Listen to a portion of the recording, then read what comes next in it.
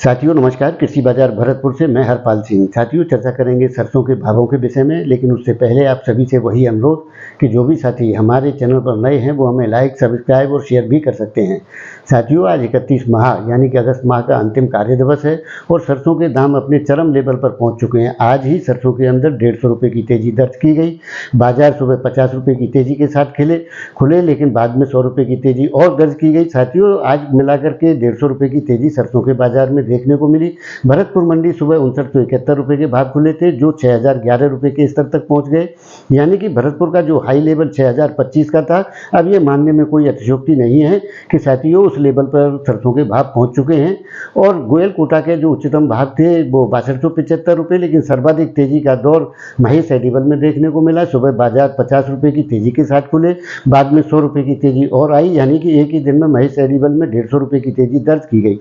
साथियों आवकों का दौर 3.5 लाख बैग को जरूर क्रॉस कर चुका है और ऐसी संभावनाएं अब बनती हुई प्रतीत हो रही है कि बाजारों के अंदर अब ठहराव यानी कि स्टेबिलिटी का दौर देखने को मिलेगा। वैसे समाचार रिकॉर्डिंग के टाइम पर जो बाजार भाव मिल रहे हैं उसमें 50 रुपये की नरमी का रुख दिखाया जा रहा है। तो साथियों निश्चित तौर से लगता है कि सरसों का भाव जो चरम लेवल पर पहुंच गया है, अब उसमें एक स्टेबिलिटी यानी कि स्थिरता का दौर देखने को मिलेगा।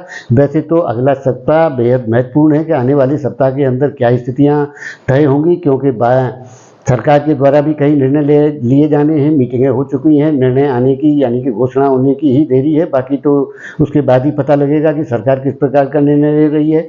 और साथियों विदेशी बाजारों के अंदर जिस प्रकार की तेजी को समर्थन मिल रहा है, आगामी दौर में अगर वो जारी रहता है तो निश्चित तौर से तेजी की संभावनाएं बनती हुई तो प्रतीत होती है, क्योंकि अभी खपत मांग का सीजन चल रहा है और उसी प्रकार से जो मांग रहेगी उसके आधार पर तेजी के दौर देखने को मिलेंगे।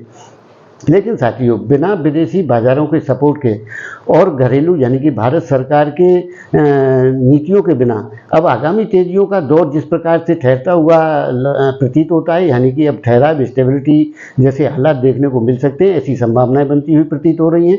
वैसे तो अगले सप्ताह बेहद महत्वपूर्ण है कि उसमें क्या और क्या स्थितियाँ देखने को मिलेंगी, तो साथियों उस पर चर्चा उसी सप्ताह करेंगे। लेकिन जो चरम है सरसों का, वो निश्चित तौर से जिस लेवल की संभावनाएं थी उस तक सरसों के भाव पहुँच चुके हैं और आगामी दौर में कितनी और क्या तेजियां भारत सरकार की नीति पर आधारित होती है वो देखने वाली अगले सप्ताह में होगी। तो साथियों आपको जानकारी कैसी लगी कमेंट माध्यम से अपनी राय दे सकते हैं। तब तक के लिए धन्यवाद।